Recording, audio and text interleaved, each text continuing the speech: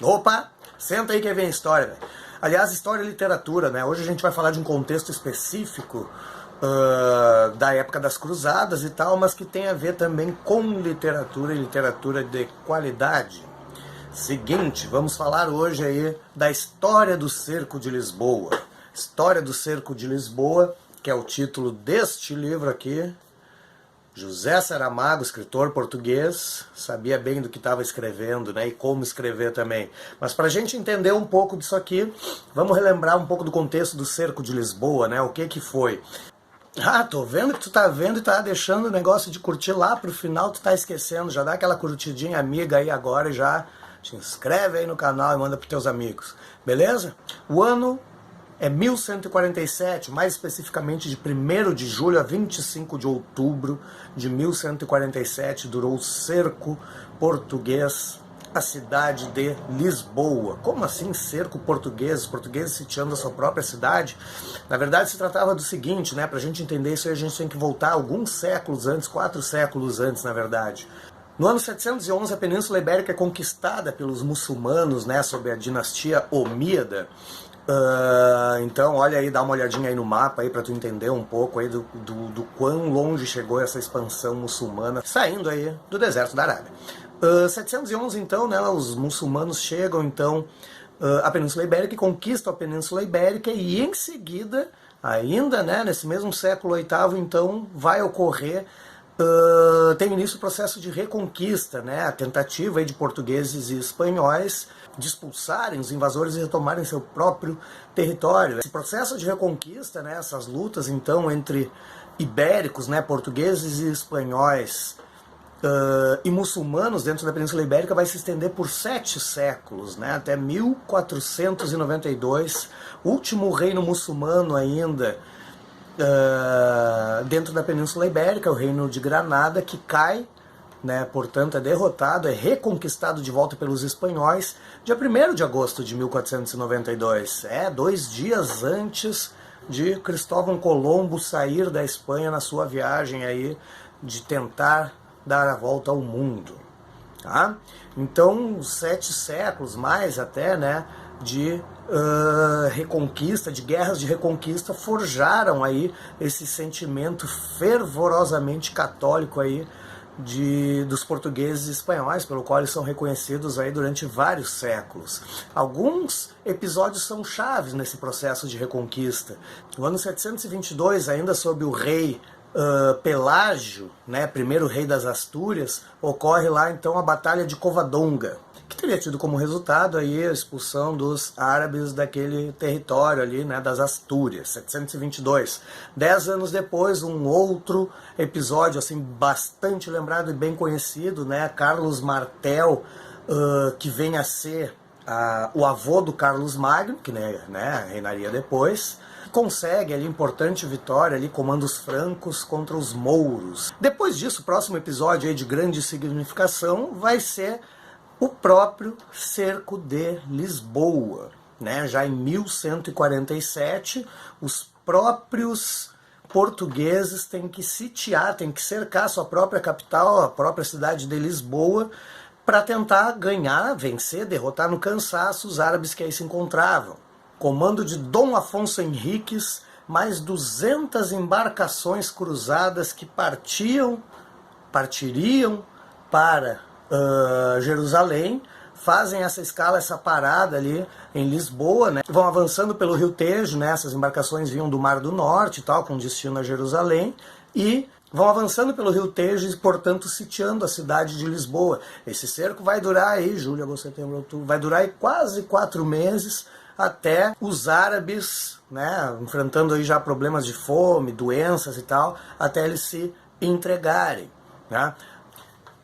Essa batalha, né, esse cerco aí, esse sítio, a cidade de Lisboa, então conta, né, com apoio, com a ajuda fundamental desses exércitos cruzados. Isso se insere na Segunda Cruzada, né, esses exércitos, essas 200 embarcações aí que iam do Mar do Norte, se deslocavam aí para Jerusalém, entraram pelo Rio Tejo, sitiaram a cidade de Lisboa.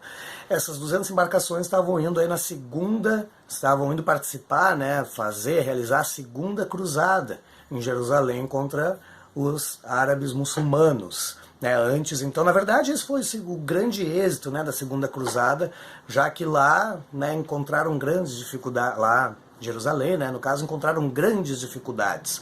Né, então essa é atribuída como a grande vitória aí dessa segunda expedição, dessa segunda cruzada.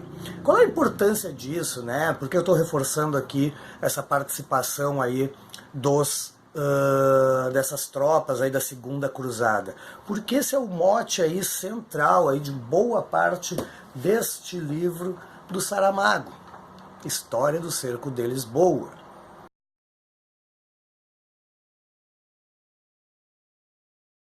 O livro conta a história aí de um revisor, Raimundo Silva. Ele é revisor de uma editora, faz revisão final aí das prévias que os escritores mandam e para mandar aí para publicação, após aprovado o livro, né? Então ele faz a revisão, correção e manda para publicação.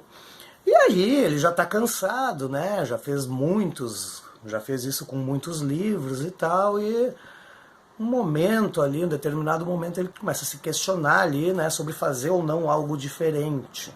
O historiador que escreveu o livro, né, desse historiador conta a história do Cerco de Lisboa. Então é um livro dentro do livro, uma metalinguagem. E ele vai contar então a história do Cerco de Lisboa real, né, com essa participação dos exércitos cruzados aí ajudando o rei Dom Henriques a conseguir sitiar a cidade, né? Essa ajuda fundamental. O Raimundo Silva, né, o nosso revisor aí, corretor, ele cogita a ideia de colocar um não na frente, né, dizendo que os cruzados não participaram do Cerco de Lisboa, que o rei Dom Henriques teria pedido apoio e os cruzados não teriam, né, enfim, topado, não teriam aceitado e teriam recusado esse apoio. Então, a grande questão para ele aí que se coloca é colocar ou não colocar o não.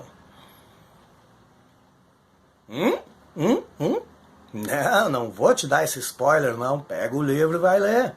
Vai aparecer uma outra história por trás, uma terceira história por trás, né? O Raimundo Silva, quando ele se decide se coloca ou não esse não na frente, o livro, né, vai para publicação e tal, e o Raimundo Silva resolve dar uma guinada aí na sua carreira, resolve ele escrever uma história do Cerco de Lisboa, não apenas mais ser revisor, mas agora ele vai resolver ser escritor também, e aí ele vai e escreve a sua história do Cerco de Lisboa. Então ele estava primeiro, né, inicialmente na dúvida se colocava aquele não, né, no livro do outro, do historiador, e a partir do momento em que ele se decide se ele faz isso ou não, que eu não vou te dizer, ele resolve escrever a história dele. E na história dele, adivinha se ele vai colocar o não na frente? Não precisa adivinhar, é só ler, também não vou te contar, certo? Então aqui tá, né, o vídeo de hoje era pra gente ver aí esse contexto real, uma história real e tal, e essa aproximação da literatura com a história. A literatura, na verdade, quase sempre, né, é a história, como as outras artes em geral, conta a história, né, retrata a história do seu tempo, é fruto de um contexto histórico. Né? Então esse livro, claro, não foi escrito na época, né? O Saramago faleceu há poucos anos atrás e tal, escritor aí contemporâneo, mas ele está escrevendo sobre isso, sobre um contexto histórico real. Ele criou uma ficção em cima, né? Bem interessante para a gente entender essa história, interessante para a gente pesquisar de novo aí a questão, né, das cruzadas e do Cerco de Lisboa, do todo o processo de reconquista da Península Ibérica da mão dos mouros, repesquisar, né, entender um pouco desse fervor tão forte católico, né, que marcou portugueses e espanhóis, né, nesse fim de Idade Média, Idade Moderna, período das navegações e tal, questão dos jesuítas, questão dos jesuítas virem sempre, né, para a América Espanhola e tal, e padres para a América Portuguesa, e juntamente com tudo isso aí, algumas horas aí de literatura aí, né, algumas horas de entretenimento. Beleza? Então, né, a história de hoje era isso aí, né? Era história e era literatura junto. Beleza? Até o próximo.